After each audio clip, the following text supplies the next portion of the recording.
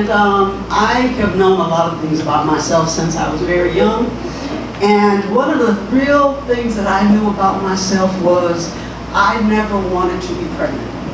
I didn't want to be pregnant. I didn't want to blow up, throw up, and then have a whole human being shoot out of my vajayjay. Wasn't for me. Just to let you know a little bit about me, before my retirement, I was a social worker by profession, working with children and families in foster care and adoptions. So I had a lot of experience working with kids, but I just didn't want to bring one home.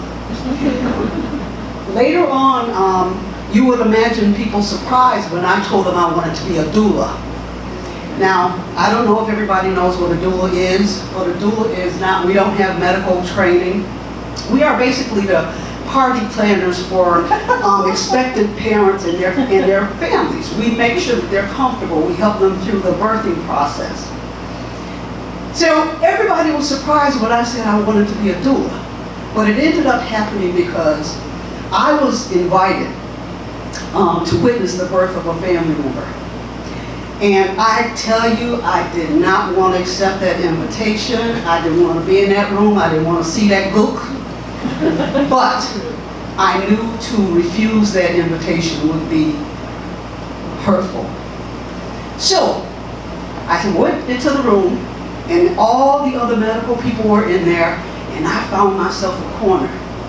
And I parked myself in a chair in the corner, so I couldn't see much, but I could hear everything going on around me. And as people were moving around this mother giving birth, I would get little snippets of what was going on. And finally, I got a little fascinated, and I'm watching that baby's head come in and out and in and out and in and out. And I'm like, holy moly.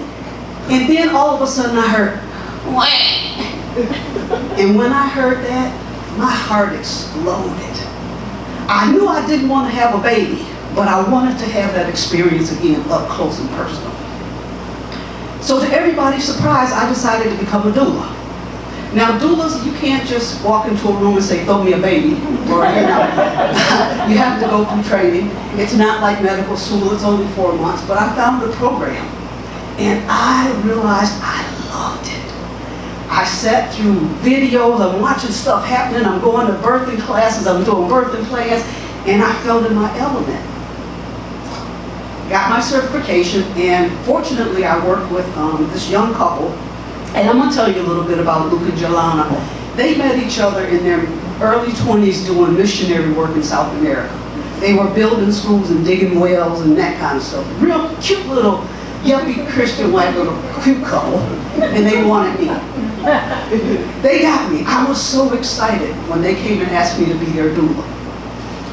I started working with them. We did birthing plans. We did nurseries. We talked about babies' names. I became part of the family. When it came time for this baby to be born, I was working one night late, and I got the call earlier from Luke saying, Marlyn, she started her labor, but she's doing it at home, and we want to just do most of the labor at home, so do what you need to do and just meet us at the house. Okay. About a half hour later, I get, Marlyn, her water done broke, get to the hospital now. And I'm like, oh shit, okay. I grabbed my little doula bag on wheels, and I got lotions, potions, music, I got changes of clothes, fruit roll-ups, dried fruit, nuts, everything. I'm ready. I get out to my truck, and I turn the ignition on, and I realized the gravity of what I had just said I was going to do. And I just started, it looked like Niagara Falls was coming down my face. I started sweating, hyperventilating and shaking. I'm shaking and I'm going, I can't bother Lynette Williams. What the hell was you thinking you could birth a damn baby? But there was nothing I could do. They called me, and this couple trusted me. So I had to talk myself down. I'm breathing. Okay, you can do this. Drive to the hospital. I'm going through labor and delivery. I'm not quite walking like George Jefferson because I don't know what I'm doing. But I get there and I'm waiting, okay, it's pandemonium. So I'm breathing outside the door and I open the door and there's calm. What the hell going on? In the course of her leaving the house and getting to the hospital, her labor stopped, it stalled. So we spent the evening doing the stuff that they taught me to do as a doula. We were on that exercise ball. I was rocking her side to side to get her pelvis to open up.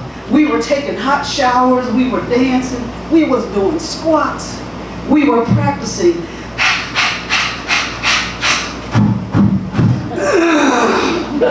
Now they told us in doula school that we should do to make those sounds with the mothers because they won't be as self-conscious and they can relax.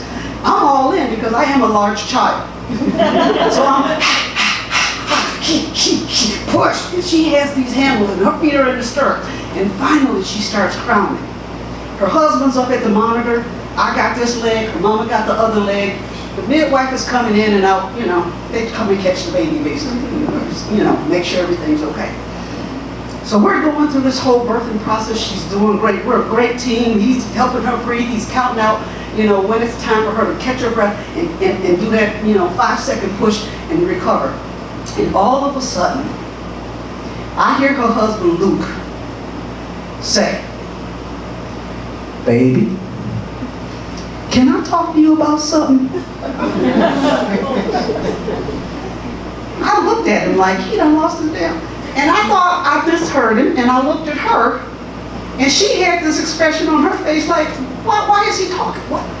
And he said, "Baby, I know we agreed on the baby's name, but I don't think he done lost his damn mind." So anyway, I look back, and all of a sudden, I see her grab those handles on that bed, and she started, her eyes rolled back, and she leaned up, and she said, "Motherfucker."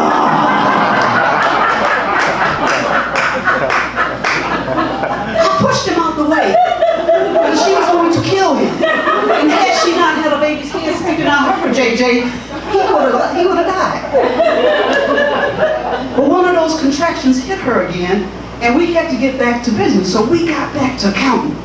She pushed another 4 or 5 times, and all of a sudden I see this baby's head in and out. And I hear the midwife saying, "Give me some mineral oil." And she puts mineral oil, and she's trying to lube up the vaginal area so the baby can slide out. And all of a sudden I hear episiotomy. She's snipping. All of this stuff is coming out. I am fascinated. I am fascinated. All of a sudden she gives this big push, and I see the head come out. And the baby's pulsating, and I see the head come out. And all of a sudden I see a shoulder. And I see another shoulder. And the midwife is standing there, and she's getting ready to catch this baby. All of a sudden that baby did a flip.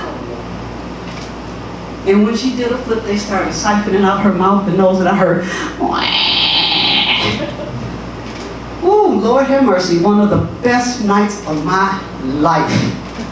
I knew still at that time that everything I just witnessed going on with that woman's body, I wasn't blowing up, and definitely wouldn't have no human come out of my JJ.